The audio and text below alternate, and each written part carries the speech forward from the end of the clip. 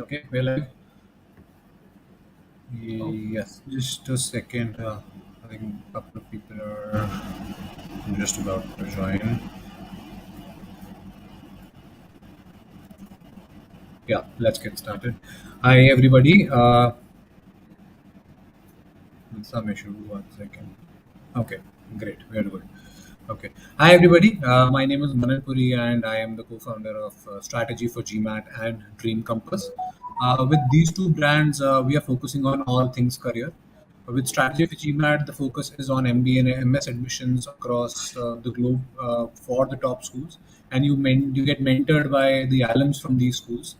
And with Dream Campus, we are focusing on upskilling you in various areas such as product management, consulting, finance, etc., and looking at more career prep. We recently went live with our consulting fellowship, and we will be rolling out fellowship in other areas as well very, very soon. So do keep following us on both the pages. Today's agenda is all about ISB, and I have with me Amit Tyagi from the admissions team, and we will be covering the admissions process in depth. We have received a lot of questions so far, reaching to round one, which is happening on the deadline is on the 10th of September, and which is almost 2 months away. So if you're not already started preparing your application, I think you better do that now because the essays this time are tricky, and we'll obviously discuss that. We will be covering about essays, what it means for the applicants, what ISB looks for, etc., etc. And of course, there are a bunch of questions that you guys have sent. We'll cover those, and during the process as well, we will take questions live, and we will not go away till the questions are done or we are done with the session. So, without further ado, thank you so much, Amit, for joining us. Could you please give us a brief intro about yourself? Sure. Thanks, Manan, for having me on this platform. I'm Amit Tyagi. I am the Associate Director for Admissions at Indian School of Business. I lead the PGP admissions team at ISB. Uh, and I have around 15 years of work experience in the education sector, working with various other universities prior to ISB. And last 4 years, I'm now working with ISB, predominantly as a lead for the PGP admissions. And great to meet you all today. And I'll be happy to take questions on the PGP admissions process and try to answer as many questions as I can today. Right. Thank you, Amit. So first part is more around, we will cover obviously what you're looking for the candidates and all that, but what is in it for them, right? What is the value proposition of the school? So my first question is, what are the value adds to the program versus the previous years or stuff that is, generally not mentioned on the website and a few other places? Sure. So, in terms of value adds, over the last few years, we have changed a lot in the program. We have, inbuilt components in terms of AI and other factors. We have gotten technology into the teaching and learning process. So, over the last 2 3 years, we have added some components which are taught online as well. To the students to leverage the remote work and hybrid working in various organizations right now to prepare students for that. So those are the few things which we have incorporated. The other things which a lot of people will not know is about the experiential learning project, which is ongoing for several years now. But we have added a lot of dimensions to it in the last few years. A lot of new organizations have been onboarded and which offer live projects to students while they are also pursuing the PG program. ELP is a 4 credit course and which they can opt for and continue and work on this project while also pursuing the PGP program. So that's one thing. Other factors are, in terms of study treks. So we have initiated study treks in the last few years, last 2 years to be precisely. So there are different natures of these treks as well. We have treks for domestic, we have treks for international organizations. And there's one thing very important, the social sector track which we have. So we are a very socially conscious school, and we have a lot of initiatives of people to ensure that the people who graduate from ISB are socially conscious leaders. So that's also something which we have at various initiatives. One of them is social tracks, which we have for our students who are part of the cohort. Apart from that, we the courses keep updating almost every year in line with the research which goes on at our 5 research centers and centers of excellence across our 2 campuses, 6 COIs. So those are the various initiatives which we have taken over the last couple of years, especially in the view of the pandemic, which stuck 2 years now later, and things have changed on the management side. Other things would be the international exposure. We are now back to full scale. We have now more than 50 plus collaborations worldwide for student exchange as well as faculty exchange. So people now have much more options to go to for international collaborations after the pandemic, and now we are almost full scale in that sense. That's good to know, Amit. And I think it's great that the DHM is no longer there, so there is no component of online, which was the gripe with a lot of people. So we are starting Right, in April, which is very good. right. And So yeah, yeah, go So ahead. now we are full 52-week on campus. In fact, the DHM, Yeah, which was around 4 to 6 weeks earlier introduced, that's no longer happening. And we are full 52-week on campus starting in April and ending by March end. that's great. And see, a lot of people, especially in India, are looking at a few other options apart from ISB. There are IMs, ABC, there are one-year programs, and other, LIK, etc. Then there is Masters Union, then there is Bitsom. So, clear question in the minds of people is what makes ISB different versus the rest of them. So, what's your elevator pitch for ISB? Sure. So ISB is a global B school right in the heart of India, giving you a global management education with an Indian context. Right. So for people who crave for global education, who want to go abroad, get the best in class management education, we have something right here in the heart of India for you. So the origins of ISB, I'll just take some more time to explain this in detail. We started off in 2001 with Kellogg and Wharton as the founding associate B schools, and then we partnered with LBS and MIT Sloan, and then Fletcher University. So, idea there was to bring in the world's best in management education right to the heart of India, but also give the student an Indian context. So, we draw a lot of our course curriculum, a lot of our faculties, a lot of our processes from our associate partners, but we also have adapted it to the Indian context. So that is what sets ISB apart in India: a global outlook, global education, global faculty, global curriculum, but with an Indian outlook right here in the heart of India across the two campuses. Right, right. Thank you so much. And when it comes to you mentioned about socially conscious leaders, right? So could you touch upon it a bit more in terms of how you do that as a school, and what are you expecting the applicants as well, to do after they graduate? Yeah. So after they graduate, true, right. So in terms of socially conscious leaders, so we have incorporated in the curriculum a lot of elements of how in terms of how the leaders or people who graduate from ISB taking that social impact uh, thought process with them. So we have one of our specializations which we offer to our students is in public policy. We have partnered with a lot of state governments and central governments for a lot of projects, and we work with various officers of the Indian government as well as corporates in the areas of public policy. And in fact, we also train people on public policy and other social and administrative problems through our various short-term and long-term programs in that area. And all this also translates into learnings for the PGP cohort when they come to the classroom, in terms of interacting with these people, in terms of interacting with the leaders of those organizations which are partnered with us in those areas. So that's one component apart from, of course, the specialization. Now, once students graduate, we also incentivize them to work in the area of development of the country. So we have something called a Develop India Scholarship, wherein we incentivize the graduates of ISB to work for the development of the organization in the social sector.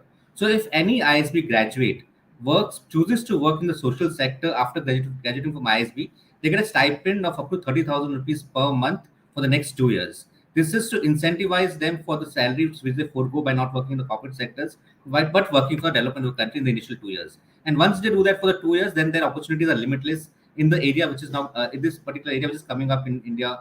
People are now looking at working towards creating impact in the development sector, and that helps our graduates.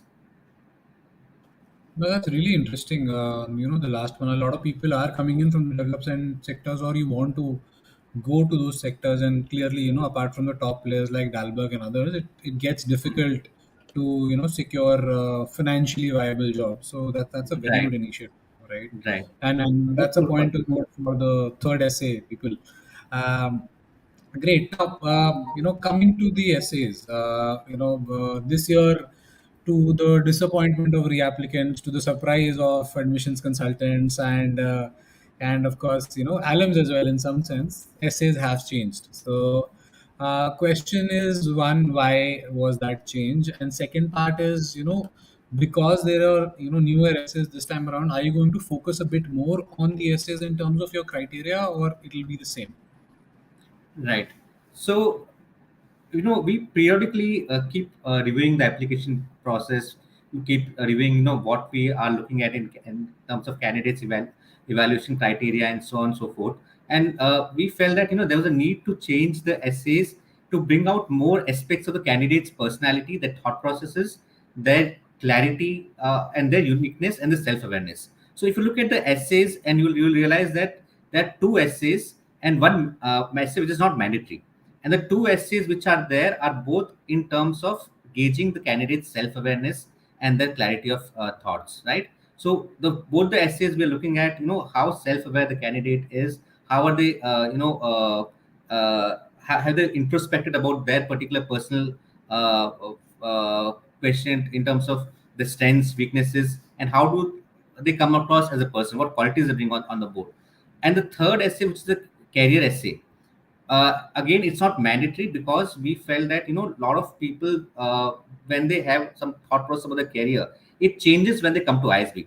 So when they come to ISB, they're exposed to a lot of new information, they're exposed to a lot of different courses in the initial few months, the core courses, and then they realize that this is not what I wanted to be, but there are a lot of other avenues as well as for me to go into. So we don't want to for people who are not really very sure on what careers they want, we don't want them to commit to something in their third essay, the career essay. So those are the thought processes which we had in terms of the essays, and we periodically do keep reviewing the application elements, and that's just what we did this year, and try to get to know people better in the essays.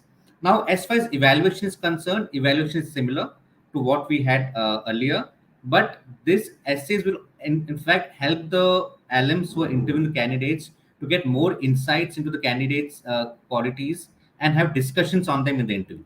So that's the one purpose for these essays, to have more insightful discussions in interviews for with the candidates and the interview panel.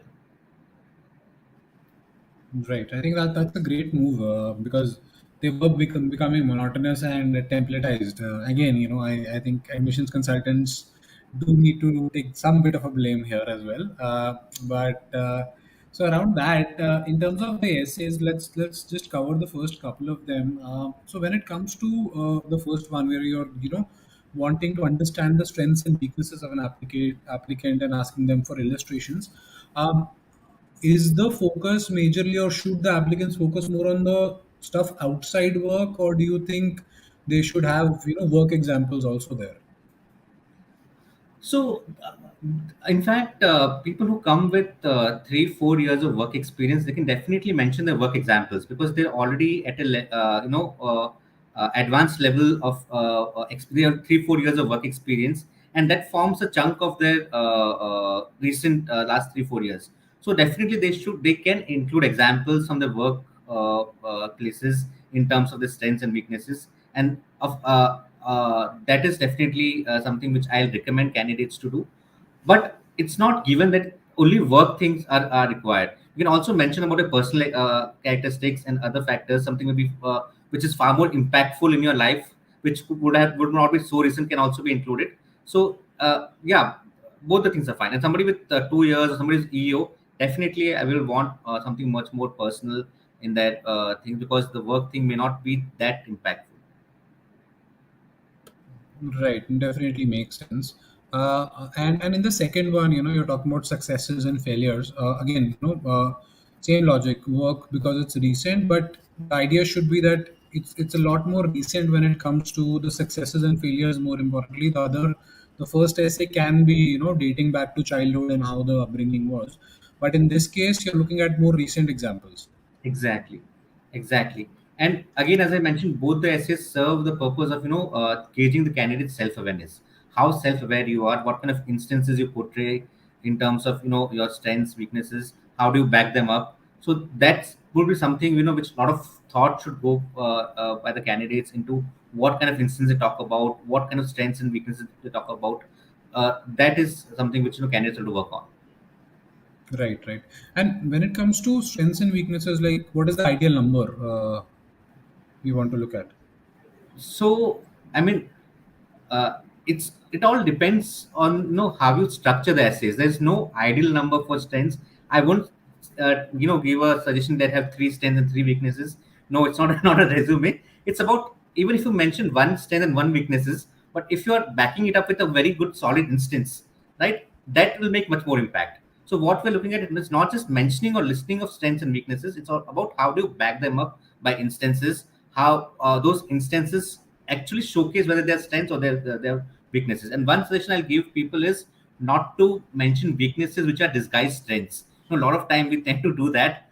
Be honest and be portray what you feel could be a weaknesses, and how you are planning to overcome them, or what made you realize those are weaknesses. So those are the things I would suggest in strengths and weaknesses. There's no number as such. There's not two, three. It's about one, or one each would also be fine, as long as you're backing it up with some solid experiences or insights.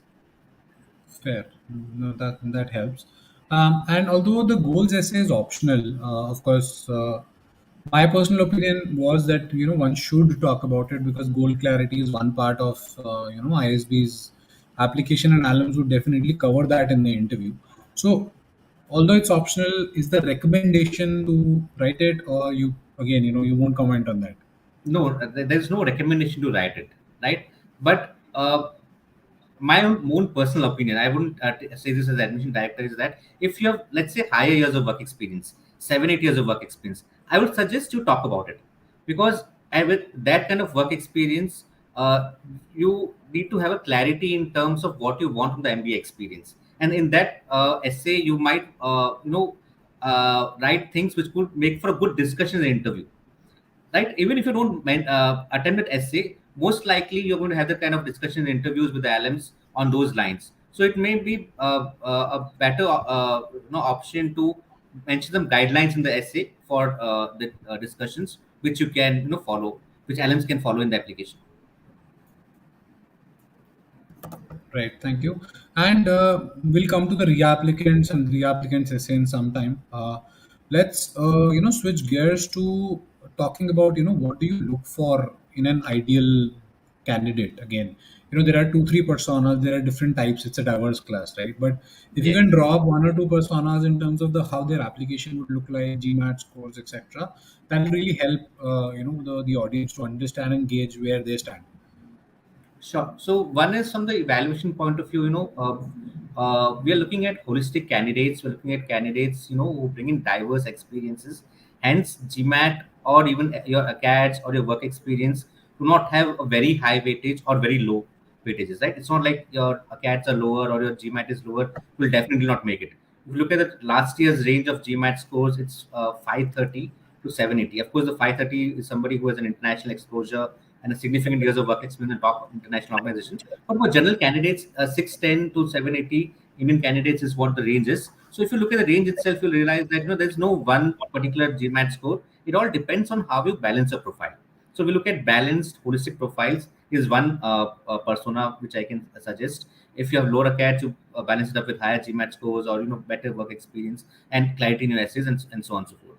Now, apart from that, in terms of characteristics of the students, where ISB is a MBA program. It takes people with at least 2 years of work experience, and it's a global B school. So we're looking at people who are craving for best in class management education uh, with an Indian context, as I mentioned earlier, and are to an extent exposed to a work environment, so which they typically do by 3.5 to 4 years of work experience, have gained that maturity in terms of work experience and bring in diverse experiences. So those are the kind of people who would be an ideal fit in an ISB classroom. Reason being, we teach through case study based method of learning in the classrooms, and a lot of those discussions would actually help candidates to learn when they come in with diverse backgrounds, when they contribute to the classrooms from different thought processes, and when they've been exposed to a work experience with a kind of a maturity to understand the concepts being taught in the classroom.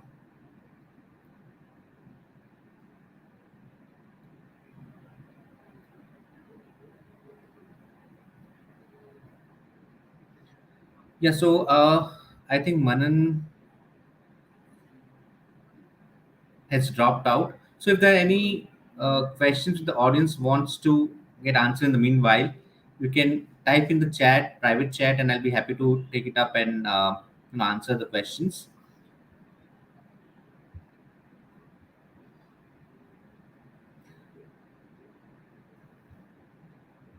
Right. So a lot of you, I believe, have asked a question about who is a reapplicant, right? I have opted for I had applied to YLP last year, and if I apply to PGP or EO now, am I a reapplicant?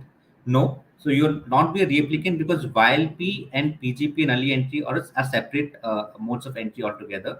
In that, the YLP application is separate and the PGP and early entry application is separate. So if you apply to YLP, you apply afresh to PGP and early entry, you will not be considered as a reapplicant. Now, there are people who have asked that, if I'm applying for YLP stage 2 this year, I've been shortlisted for YLP stage 2 this year, and if I'm applying to, can I apply to EO also simultaneously? So, yes, you can do that. You can apply to both EO and YLP simultaneously because those are two separate applications and with separate modes of entry. If you get into YLP, if you get an offer from YLP, which will typically be received by January 1st, first week, then you'll still be eligible to receive an offer from EO, and you can choose accordingly. So those are the questions. In fact, Manan, since you were not there, I answered a couple of questions on who is a replicant and can YLP are YLP applicants also considered as the applicants in PGP? And I took their questions and answered those for the benefit of the audience. Great, great. Thank you so much. And sorry, guys, there is, I don't know, because the Oh, it weather or happens. what in NCR, it's pretty bad. I know. Right. So, on the same vein, I think in terms of what ISB looks for in a candidate, right? I believe you've shared the persona when I was away. So, a lot of people, are thinking if they have a gap of 2, 3 years in their profile, or they're not employed right now, how does that Hmm. impact their candidature? Okay, so in terms of evaluation, we do not look at gaps any differently. We do not evaluate for gaps, so there are no negative marking for gaps. Right? We're looking at what you have done versus what you have not done. Having said that, when you go to the interview, people will be curious to know why there's a gap. Right? There are a lot of reasons to have gaps. Maybe you're traveling, you have a break in the career because of recession, or you have taken a year off to travel, or you were preparing for certain examinations, let's say UPSC and so on and so forth, or for women members, they were just starting a family and they're coming back to work. So all these are fine, and we accept all those things. Life happens. I mean, people do take breaks and in the career, and so it's okay. But only thing is that when you go to the interview, be clear with your reason, what is the reason is, and don't be defensive on having a career break. As long as you can, answer the curiosity or satisfy the curiosity of the alum panel on why there was a break, I think it should be fine. Right, makes sense. Makes sense, and I think there is a section in the application as well where you can talk about if there were gaps, you can there's space to explain that as well. Right. In terms of ACADS, health, and then graduation. So in terms of order of importance of these three, ACAD focus areas, uh, what would be more, what would be less in your case? So the most recent ones would have higher weightages, and the most older would have lesser weightage. As simple as that. So whatever done recently, with some masters, more weightage, undergrad, then more weightage. Similarly, 10th and 12th. So of course, if you have masters and UG will have higher weightages than your 10th and 12th. Right, right, makes sense. And in terms of, again, every year I ask that question because I am pushed to ask that question. how important is GMAT in the entire or GRE in the entire scheme of things? Can a lower ACAD be compensated, or can higher ACADs and low GMAT or GRE, would that be a combination or a pool that you look at? If you can talk about relative importance of each section in whatever Definitely, way, please do. I think definitely lower ACADS can be compensated by higher GMAT and vice versa. And the numbers tell the story actually. I mentioned the ranges of GMAT scores 610 to 780. People have gotten, and there's another number. People with 770, 760 have not gotten this year. If some of you friends or seniors, you might know that there are people who are not gotten those numbers also. So it shows the importance of GMAT, and also that it's not the sole and whole for admissions.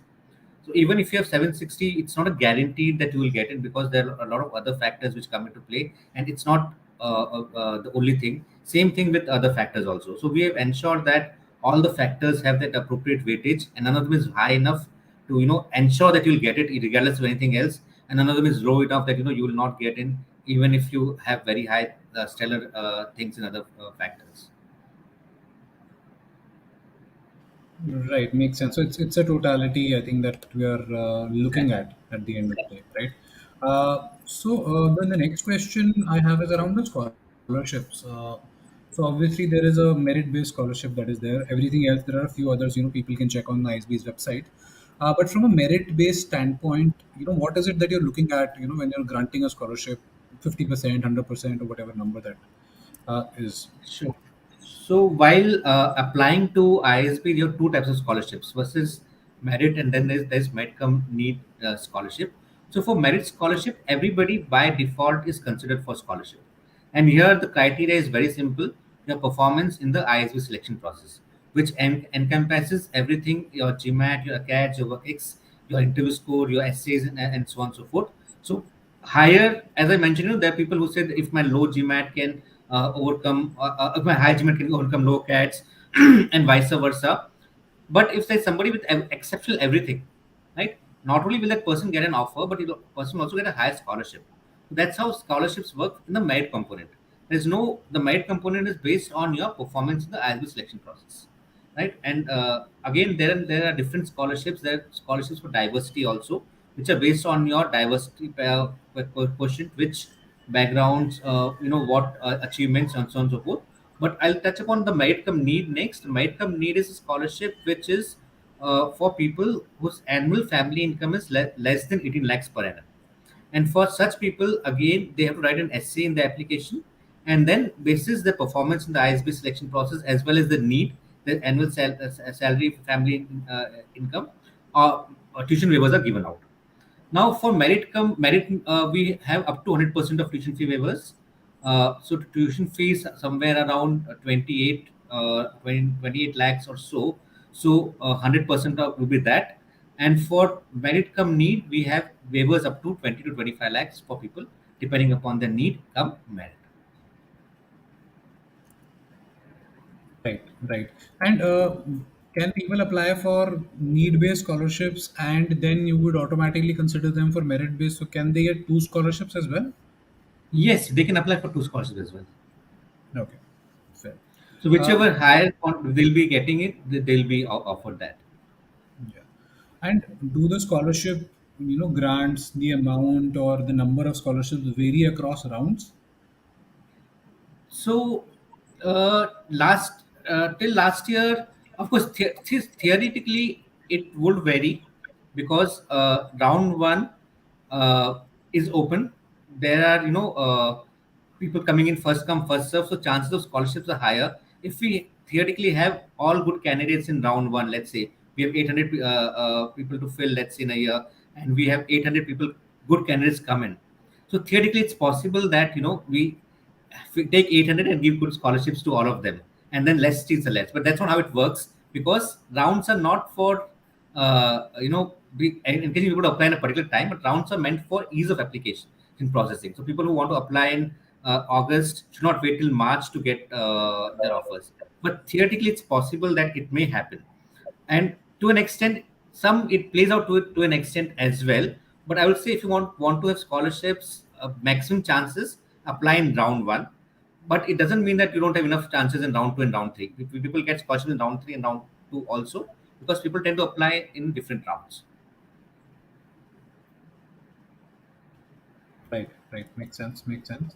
And there's a question on scholarship here. Does parents' pension amount considered in the annual income? Yes, it is. Pension is an income for the parents, so it is considered. Okay, cool. Let's talk about reapplicants now. And again, there are a bunch of them on this call every year. There are more people that you reject than you take in. So, when it comes to reapplicants, one, what is ISB's view around reapplicants? Because a lot of them, even fresh applicants would feel, okay, what if I get rejected? Then I'll become a reapplicant. I Hmm. mean, that, it becomes a taboo word. So, first of all, Hmm. what's your, take as a school on somebody applying again? Right. So first of all, when we don't take somebody in a particular year, we don't say that person is not fit for ISB. Never. We just say that at this point in time, you may not be ready for your ISB journey. But it does not mean that by next year or by after 2 years you will still not be ready. It's up to the candidates, right? So we do not look at reapplicants any negatively or in a biased way. We only look at them that if you have applied last year, not made it, it means we're not ready, but you could have made changes in that particular year to be ready for the journey this year. And that's why we have that essay also in the application saying what has changed in your profile since the last time you applied, right? And which is a good space to mention about any of your recent achievements or recent initiatives which you have done, personal or professional, right? Which is a space which interview panelists do look at in terms of starting a conversation with candidates.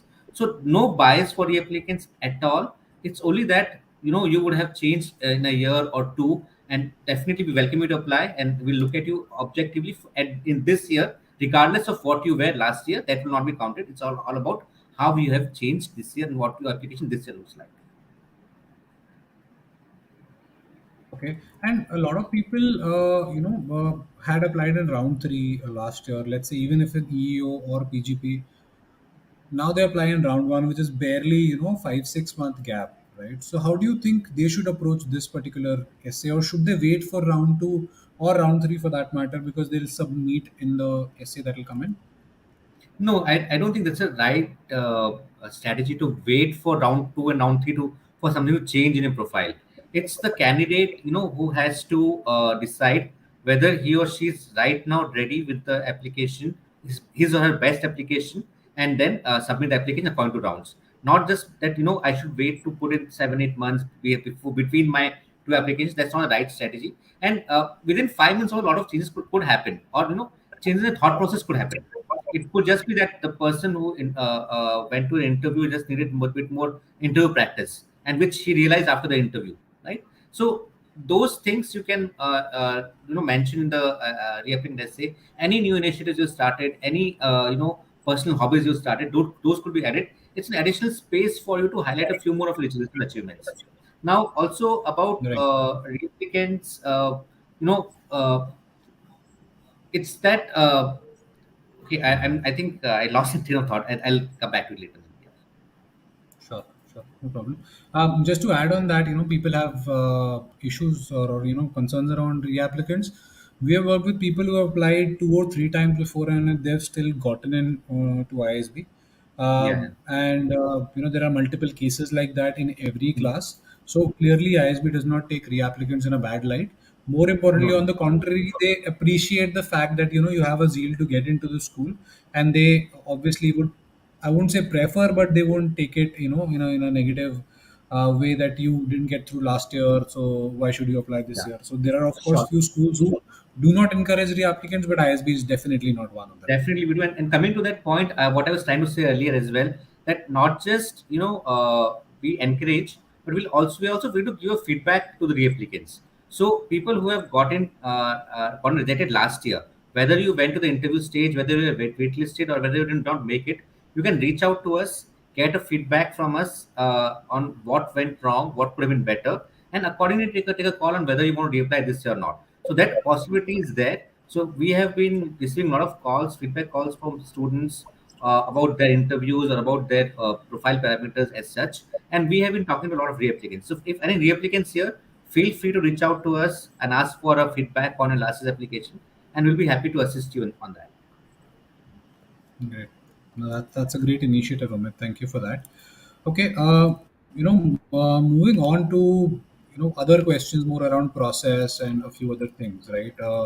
With respect to GMAT Focus Edition, would you accept it for R2, R3, and would you accept both first of all? Yes, we'll accept both. So we work very closely with GMAC team in India and abroad, and we have deep connections with them, and we already are working.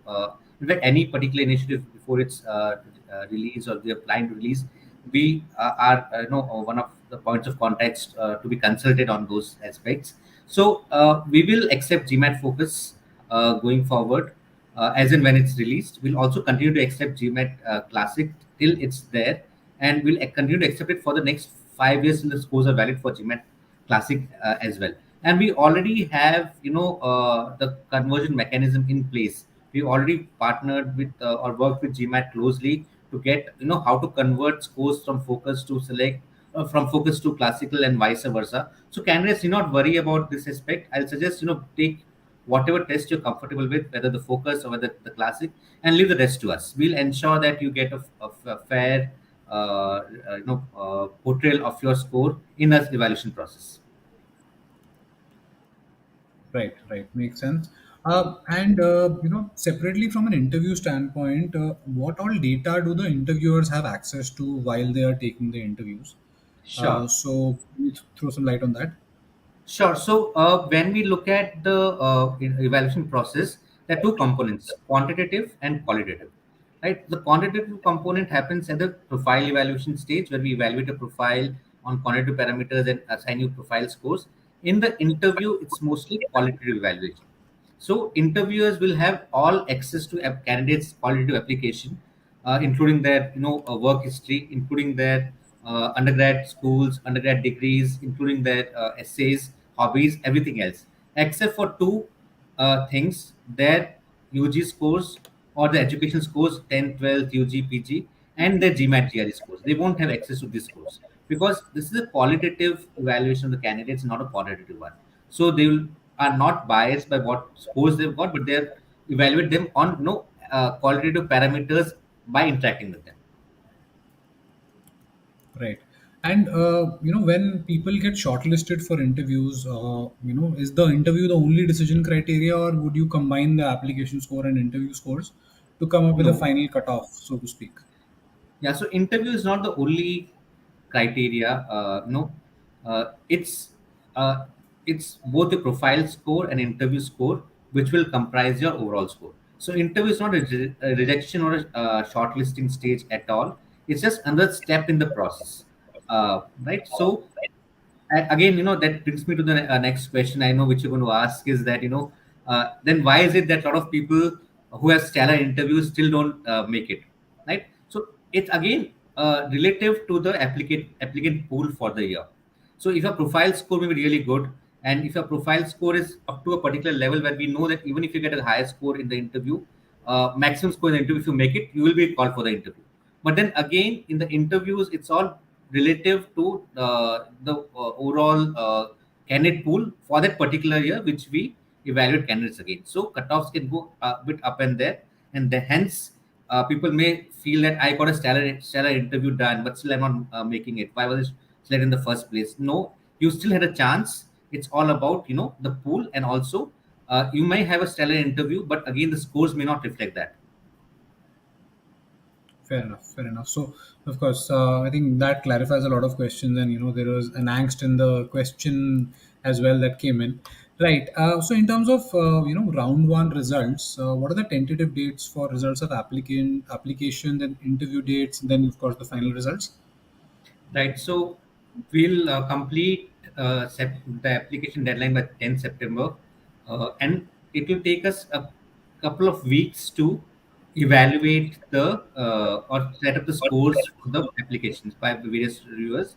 And by end of September or the first last Sunday of September, we should start the interviews going in various cities. So this time we are having interviews in 6 or 7 locations, and we should complete the interviews by middle or third week of October. And exactly on 8th of November, everybody will get the results. So there's no tentative date. It's a fixed date, 8th of November, which I'm announcing on your platform, where everybody will get the results, whether they're shortlisted, whether they're rejected or waitlisted. Everybody will get the results on 8th of November. Right. And just to clarify, like last couple of years, there was one date when the application shortlists came in, and people knew that maybe 20 days later in, let's say, Delhi, the interview will happen. So the same thing will be applied here as well. It's not won't be Uh, like 5 days before the interview. 5 days before the interviews will be telling you. So because we don't want Oh, to wait, because of the quantum application that we get, we don't want to wait until we have evaluated all the applications to start the interviews, because we want to ensure that we turn out the results as soon as possible for the candidates. Because a lot of candidates feel that they have competing offers from other schools, but their preference is ISB, and we want to ensure that they have the best chance to come to the preferred B school and not lock in their fees in other schools where they got offers from. right. Fair enough. And so just to clarify that, because last year what happened was, let's say on the 28th of October, there was a bunch of shortlists announced, and their interview dates were, let's say, 5th of November, 10th, 15th, 20th. So Hmm. there is a chance that people get to know 20 days before as well for their Yes, respective companies. Okay, there is a great. chance. There is a chance for that as well. Okay, okay, fair enough. All right, and in terms of round two, again, first of all, are we sure it's happening, right?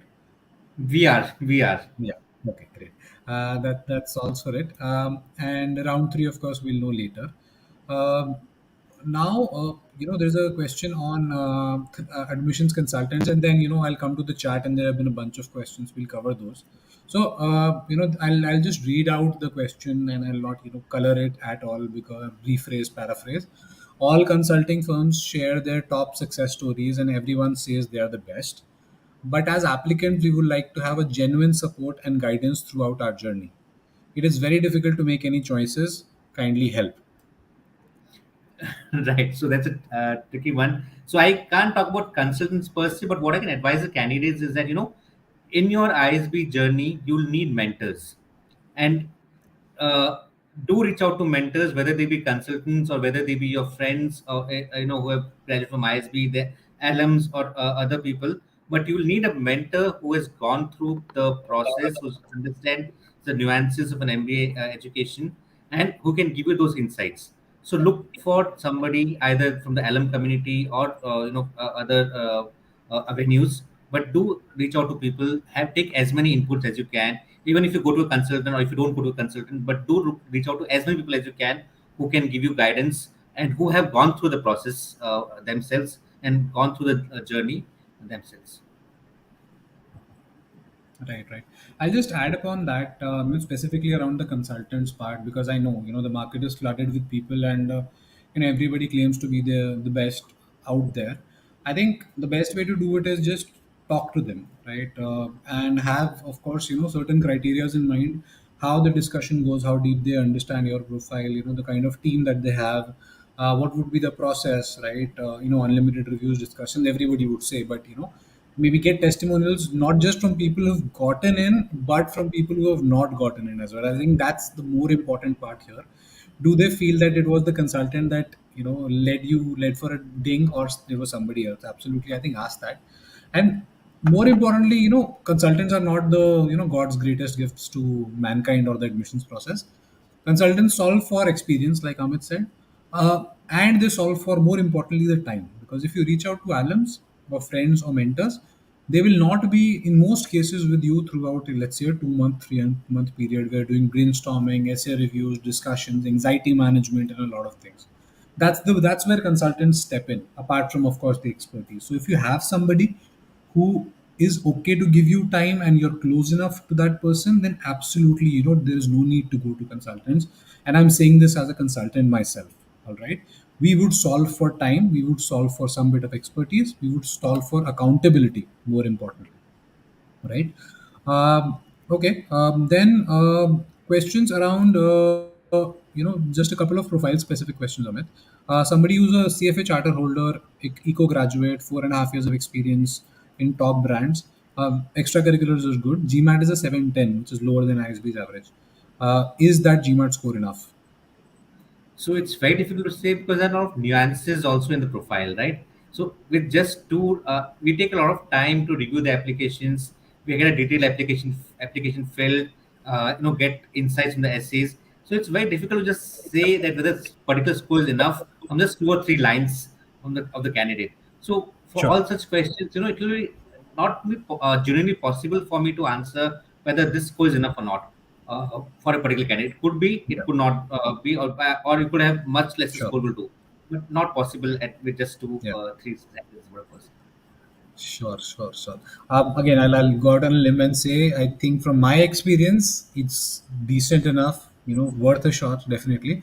But if you guys need, profile evaluation help or anything else, you can definitely reach out to us through our website or our LinkedIn page. Alternatively, of course, we'll be posting a lot of content on our YouTube channel as well, through which you're seeing this. So please click the subscribe button. Unlike Tanmay Bhatt, I'm not giving you targets of views, but definitely, increase the reach, hit the subscribe button to the channel. Then the question, Amit, comes in from, again, layoffs, and especially now, there are tech layoffs happening. What if the rehiring time is too long? And I'm not just asking from an admission standpoint, which you've clarified, it's fine. Does it impact placements as well if people have like almost 7 8 month gap before joining the school? So, in fact, placements we have not seen much impact of gaps in the work. This thing again, as I mentioned, interview people might want to ask, and you can answer that. But in terms of ISB placements, we last year we had good placements even within a recession. Salaries have been higher at all time highs. Uh, of course, a few companies could not make it this year because of their own reasons, but no, we actually covered up with a lot of other organizations. So I don't think that makes much of an impact if it's a 7 8 months layoff. And it's not about uh, just the gap. It's about what other factors or what kind of experience you bring to the table, what kind of courses you've taken at ISB. That matters a lot in placements.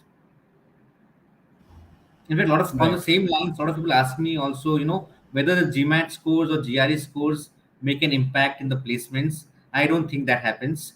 Not organizations do not ask for GMAT scores or GRE scores, although some people may put it in the CVs.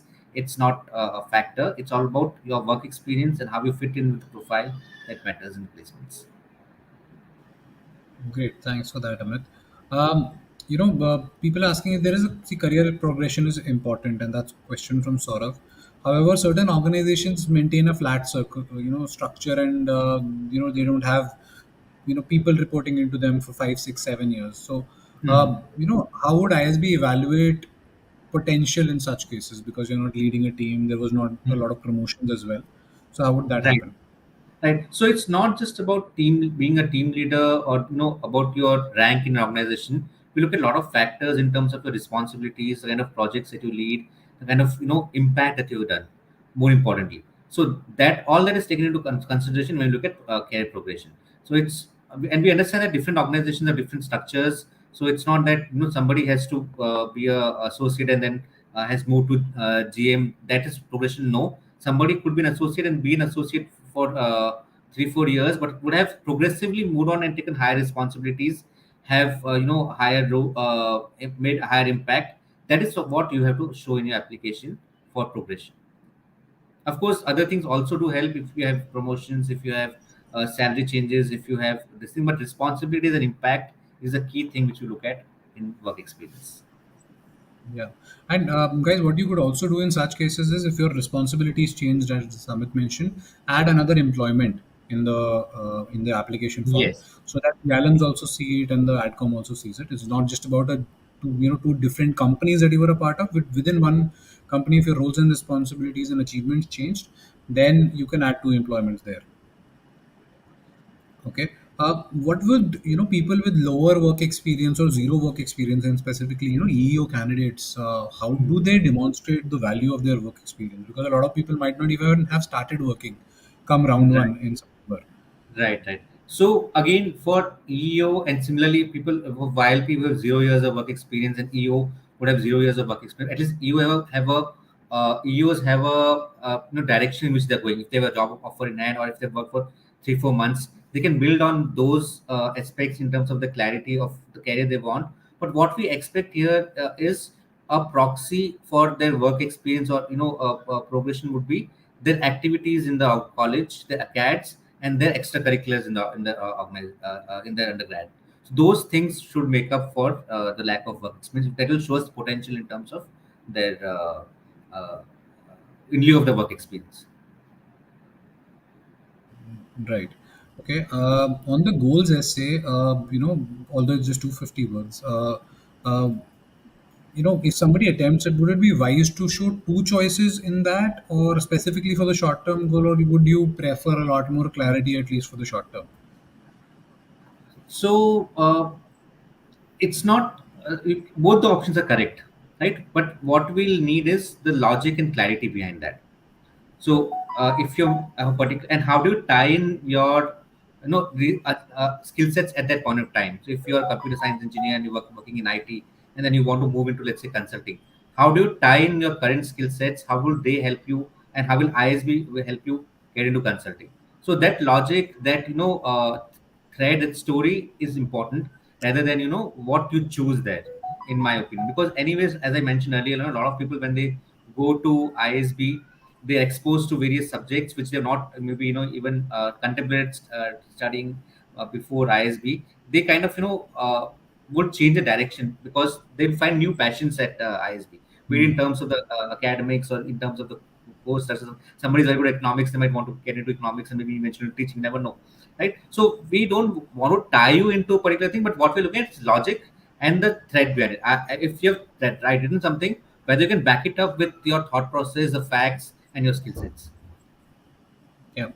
And just my advice, if it's such a very short essay where you have to talk about what will you do at ISB, so it's better to show one goal. Of course, in the interview they will be grilling on plan B, maybe plan C as well. So in any ways you have to be prepared. But for the essays, just prefer one goal. Another, cliche maybe question: does the engineering pool have a lot more competition whether versus other pools? Do you expect them to have a higher GMAT, or throw some light on that, Amit? So I think engineers is the most represented category, not just at ISB, almost everywhere else. So I don't think they face a tougher competition.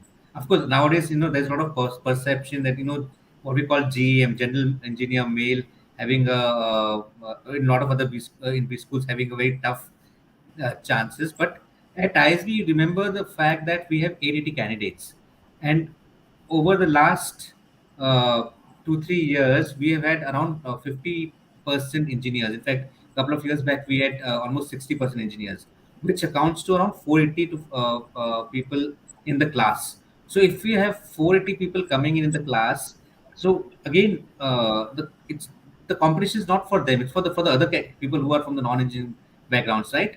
So I wouldn't say engineers face a challenge. In fact, they have the skill set, so they are able to manage the process very well compared to other candidates. It's only after they come to ISB, I feel they feel the challenge in accounting and maybe economics and other subjects.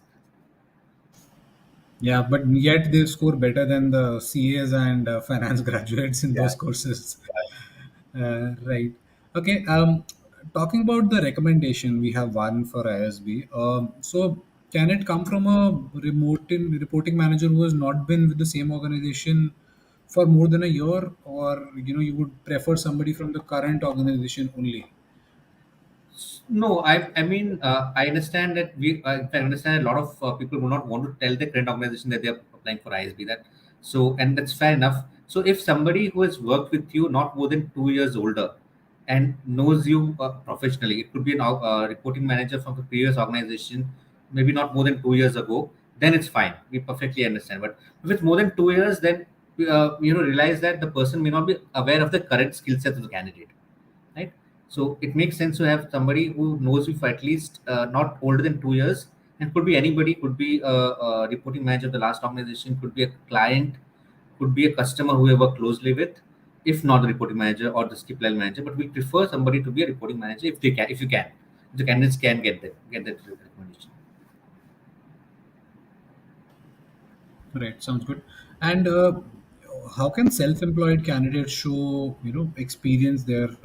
More importantly, in terms of documentation, because a lot of people feel you don't have proof of employment, and some cases proof of income as well, because they're family-run organizations. So how does that work? Sure. So for people who are self-employed or who are in family businesses, any document trail is fine. If you own startup, maybe the ROC certificate or GST slips or any transaction slips, any sales slips, we are not very particular about having only one set of documents. Only this is required as long as we are convinced that the document we are presenting is genuine. Any proof is fine. It could be bank statements, credit to your bank accounts by the customer. That also is perfectly okay. But any document trail which shows that you this work X is genuine will be accepted. And believe me, if you reach out to us at that stage, and we'll be giving a lot of options, but any one option will definitely need to ensure that the work experience is genuine. Right. Yeah. So if guys, any documentation, gaps or issues or questions you have, reach out to the ISB team, and they've been very, very responsive in the past around those things. And usually the TAT is not more than 24 hours, of course, if it's not a holiday. Yeah. So they clarify things very, very quickly. So there is a question around international, applicants, either people who from India who've been working outside for a couple of years. So is there a special weightage, or do you consider that as a value add, in terms of Right. the So there are application? two things. Yeah, there are two things here. One is international exposure, and second is in people working abroad. They could be either Indian citizens, or they could be people with a OCI card or international citizens. So people who are NRIs working abroad, for them we in fact have a scholarship called Bridge to India scholarship. So if somebody is working abroad for 2 3 years or more, but wants to now come back to India to do their MBA and restart their corporate journey in India, then we offer them a scholarship for called Bridge to India, which is depending upon the various parameters can be as high as 50 to 75% of the tuition fee as well for the candidates. International exposure otherwise is definitely a plus. It is looked at positively in the evaluation process. And for international citizens also, people would have an OSA card, or people who are international citizens who want to study at ISB, we have a separate scholarship called international scholarship. Again, which could go as high as 100% of tuition fee waivers depending upon their work experience and their diversity and what they bring to the table. Right, right. And in terms of weightage to certification courses like CFA, CPA, do you value them as a school? Yes, yes, we do, we do. So any certifications which have, in fact, CA is now a master's degree, so that is given that weightage now considered equivalent to a master's degree, and CFA Yeah. and others also we give relevant weightages to them in the evaluation process. Yeah, yeah. And just to add, in the past there have been people who were CAs and CFAs working, with us with the 680, 690 again, just combination along with obviously a good profile they got in when it comes to ISB, PGP and EEO as well, of course. And of course, and on this similar vein, there are a lot of people who do courses on Coursera and a few other places. Are they equal weightage? Do you even pay heed to those in some sense? Will pay heed to them. They might have some weightage, but not equal weightage, right? Depending upon which course, which university, and so on and so forth, uh, and what type of course they have done. If it adds to our overall story, then definitely it's a plus. So if you're saying, I want to get into career in finance, and I have this certificate, and then I've also done this so and so courses from so and so university from Coursera, which add to my chances of going into a particular career. It adds value to a story perfectly, yes. But if you've taken a course in Coursera from, let's say, in geology, and you've got no interest in going there, it's just a hobby which you took to understand about the thing, it may not add. It will just be maybe a interesting point to talk about in the interview, and adults might want to judge and want to gauge about how uh, what interest you have and what makes you tick.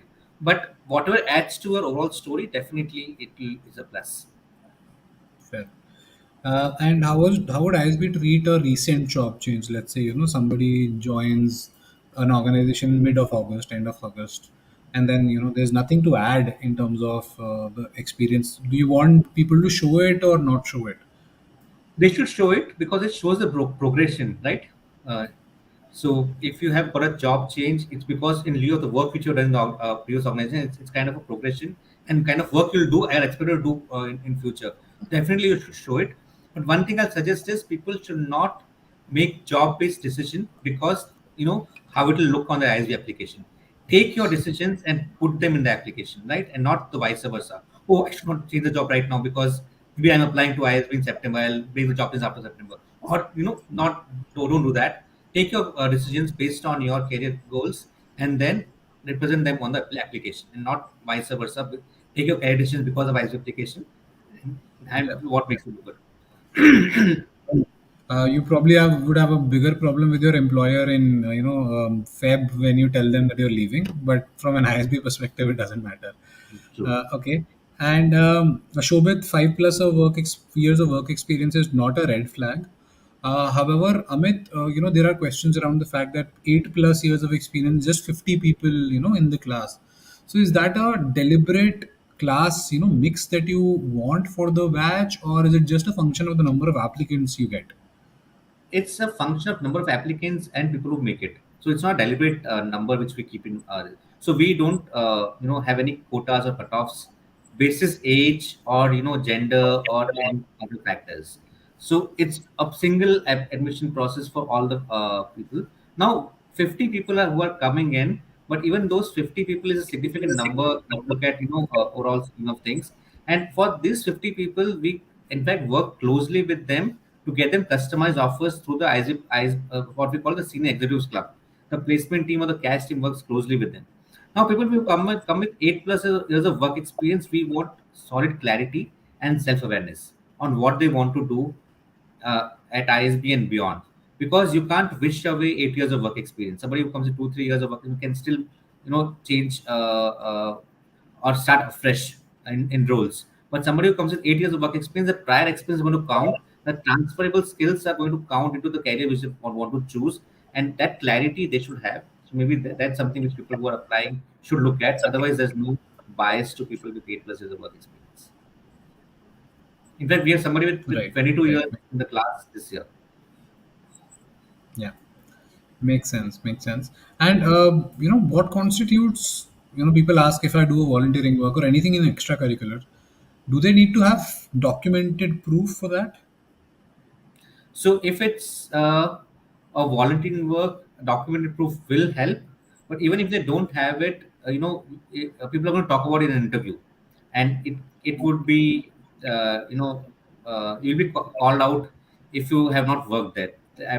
Trust me, the people who have gone through the process, the alums, they're sharp enough to know what you've done and what you've not done. So don't Yeah. misrepresent anything on the application. Yeah, yeah. And then specifically the volunteer work, and we get a lot of queries around the fact, can we arrange for certificates? Can you arrange for certificates? But very So strong opinion on that's that. low risk. I mean, high risk thing. You don't not getting much out of it, but the risk if you're caught is very high, right? If you're saying an interview and suddenly if you're in your whole interview, the topic turns that a person is working in that area and he starts asking you probing questions and not going to answer. Your Yeah, application prospects, admission prospects are totally gone. While what you've gained for the certificate is just maybe a minor decimal point here and there. So I'll advise candidates not to, if you don't have, don't worry about it. The other factors which can come into play. yeah. Not on a larger cosmic side, it's bad karma as well. You're trying to portray somebody else's misery to your benefit in your career. Do not start with that in your or probably the biggest step in your career so far. Okay.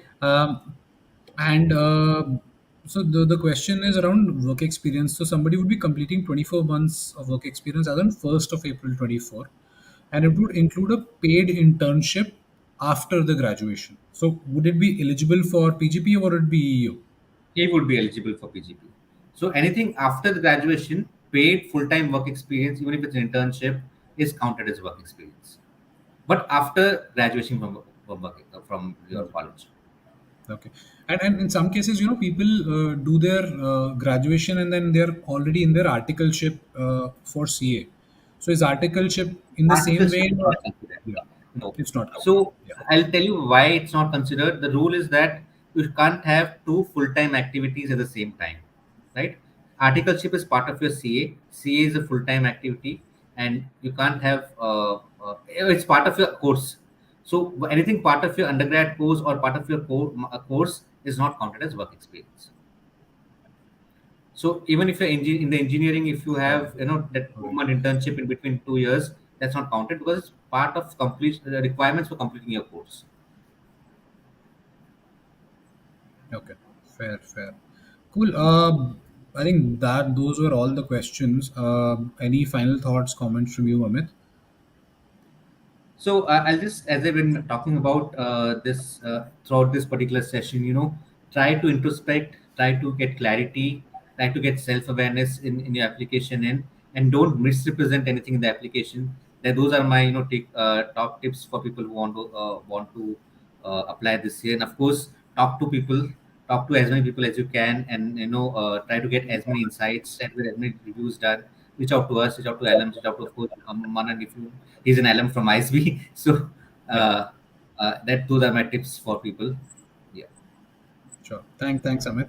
I'll leave you with you guys with two, three pointers or things. One is, of course, reach out to people, to seek feedback about you, and specifically this year because the essays are a lot more personal, and sometimes we tend to undervalue or overvalue who we are, right? So it's always important to get another person's perspective. Again, it could be an alum, it could be an admissions consultant, it could be a friend, a senior colleague, etc. Then, second thing is, a lot of times, people focus only on the essays. Okay, that if I do the essays right, I'm sorted. But if you look at the application docket that ISB gets, right, there are job responsibilities, achievement, extracurriculars, all those elements come at the top, and then only the essays come in. So whoever is the reader will see your those facets of the application even before reaching the essays, and they form an opinion about you. And a lot of times, what happens is if you get your essays reviewed or written by different people, the first part looks absolutely different, and from the essays in terms of quality, etc. And there is a red flag there and then from the adcom, from the alums who are reading it. So make sure you focus on the entire application and not just the essays. And finally, I think feel free to reach out to us for profile evaluation. Via strategyforgmat.com, or through my LinkedIn page, or the LinkedIn page on LinkedIn on strategy for GMAT. uh, in parallel, we'll be doing an application workshop as well in the next 2 to 3 weeks. Of course, we'll announce the dates, but we'll still go live on YouTube. So do again, subscribe to the channel in case you're not able to fill the registration form or be able to ask the question. So hit the subscribe button now. And in case you want to work with us, feel free to reach out on the website, see the plans, etc. Happy to answer any questions you have around that. So that's about it from me. Thank you so much, Amit, for taking out time. Would definitely, of course, reach out to you, and we'll probably have one more session after round one or during the interview process, which is the most anxious period of the application journey. And to the others, best of luck for the application and your GMAT and GRE prep. We're always there for you in terms of guiding you through or any questions that you might have. Prepare well, prepare earnestly, do the right things, follow the right process, and I'm sure the results will come. Thank you so much. Thanks, Manan. Always a pleasure to be here. Thank you.